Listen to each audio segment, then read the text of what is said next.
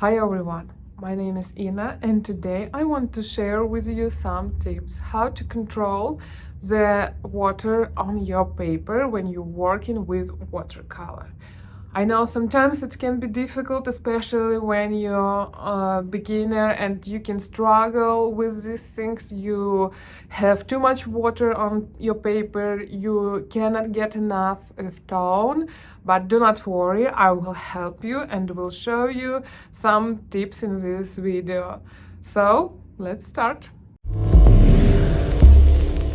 So today we will talking about how to control your paints on the paper, how do not give the paints runs out your edges, and how to take the water and your brush under control.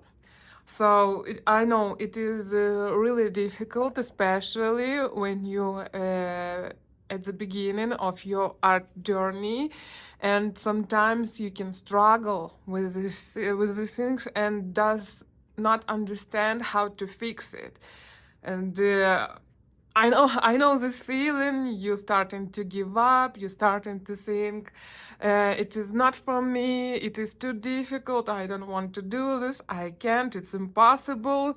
Well, I'll tell you, everything is possible. And today I will help you to understand how to control your watercolor paintings.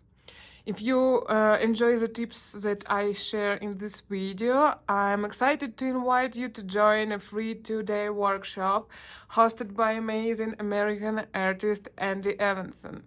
During the workshop, you will create 2 paintings under his guidance and learn how to find the horizon line to enhance your compositions quickly. Master techniques to give you drawings a 3-dimensional look, and to practice painting small figures and intricate details. Also, you will discover easy methods to paint realistic shadows. So it is very easy to join. Just click the link in the upper right corner of this video. This will direct you to the overview page, giving you more insights into what you can expect from this event. Also, you can find the link in the description of this video. We're really excited to welcome you aboard. So, let's start our subject for today. So, typically, when we have a lot of paints on our brush and a lot of water, I will show you. For example, I pre-wet my paper. It is very wet, and now I want to add some paints. As you can see, I have a lot of water on my paper and a lot of water on my palette. Also, I have water on my brush, and as you can see, everything looks very light, very smooth. My paint going around, doesn't have any edges in the spaces where I'm adding the color. Well, sometimes you need to do something like this. For example, when you need very light and smooth background. It can work for skies, it can work for water or something else where you need light and smooth background. But if you need to add some more color on wet surface, what typically beginners do? They clean brush, take paints, they add in some color, but they didn't get enough tone on the paper because you have too much water here, you have too much water here, and you have too much water here. So this is a huge mistake in this situation. If we need to add more color into our smooth and wet surface, so what we're gonna do if we need to add more color on wet surface? I will wet my paper again. This thing will works for techniques wet and wet. I know Andy using this technique, so if you would like to learn more about this, you can join his classes. So we have a lot of water here. That means that we doesn't need a water on our brush. So you can wet it, you can clean it if you don't need any color, any previous color from your brush. Then you should squeeze it with a napkin. Take a color. In my case, I have very dry paints, but I take paints. Again, I squeeze it because I don't need more water here. And then I'm adding the color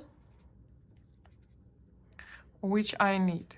And while my paper is wet, I can add more and more. If you need to have some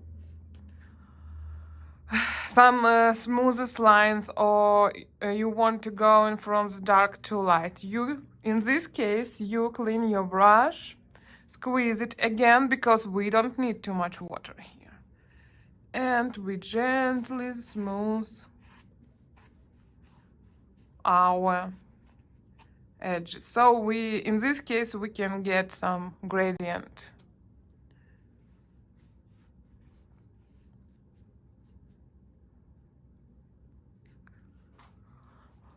Okay, when we're working on the dry surface, in this case you can take more paints on your brush. But you should remember, you should have very good brushes, especially if you fill in the big spaces on the dry paper. But to use brushes with natural hair because they takes more water and more paints inside. If you will use a synthetic brush typically takes more paints than water, so you will just have a dry strokes. You can use it if you need dry strokes, but if you need a smooth transitions, if you need light and yes, I think yes, it is better to have to explain like a smooth transitions or something else. You should use high quality brushes with natural hair. Also you should use a high quality paper, because if you will use a cheap paper, you will not have smooth transitions. Cheap paper drying too fast, and it is just impossible. So when we use dry paper, in this case we can take more paints on your brush, and we can start from the dark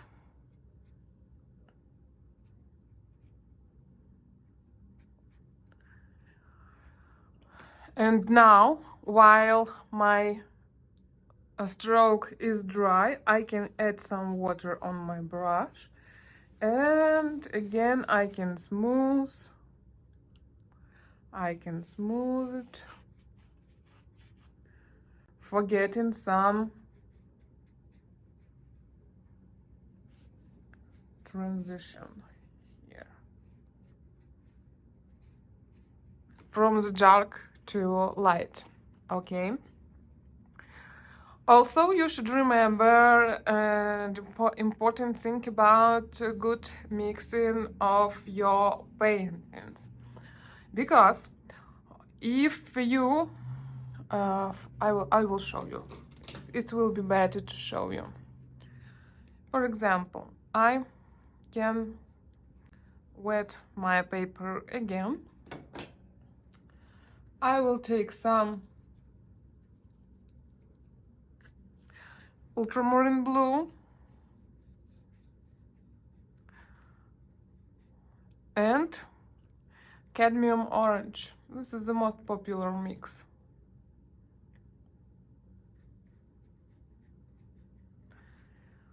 When you mixing your paints on the paper, sometimes it is can be really difficult to find really the color which you need. When we paint clouds, the most popular thing is clouds, and we need some gray color for our clouds. Better to mix your color on your palette first, and after that you can add your color into the paper. Because in this case, when you're trying to mix it on your paper, it is very difficult. You should be a really good master in this, but at the beginning you don't need it. You don't need such a difficult to do such difficult thing. So it is better to mix your colors on the palette, and after this go into a paper and paint. Let me demonstrate. I'm wetting. I want to paint some clouds in the sky. My paper is wet. I'm squeezing my brush. Take some orange, mixing with blue. I get some neutral color for my clouds. Again, I'm squeezing, don't forget about this. My paper is very wet. And I'm paint the shadows for my clouds. I'm finished. Clean my brush, squeeze it again. Take blue color. Again, I squeeze it because paper is still wet. And I paint the sky around my clouds.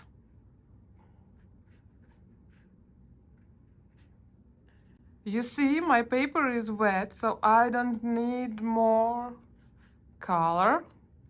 And also because I am mixed my colors on palette first for my shadows, I have a time to work with my clouds, to work with my sky. I don't need to think about how to fix it. Oh no, I need here more orange, or I need here more blue. So yes, it is really important to mix your color first and then paint on the paper. If you have a small piece of cheap paper near, you can try your color, and then if your gray too cold or too warm, you need to add something else, you can do it. Better to do it on palette, but not on paper. So I hope these tips will really help you. So what we learned today? We learned that we do not need water on our brush when we working on a wet technique. Also, I showed you how to mix some colors like orange and blue. And I showed you the thing about the mixing colors, because it is really important, especially when you a beginner. I hope this video was very helpful for you, and I hope to see you on our workshop with Andy Evanson. Don't forget to sign up. Just find the link on the right corner of this video or in this description. Thank you very much for your attention and see you soon. Bye.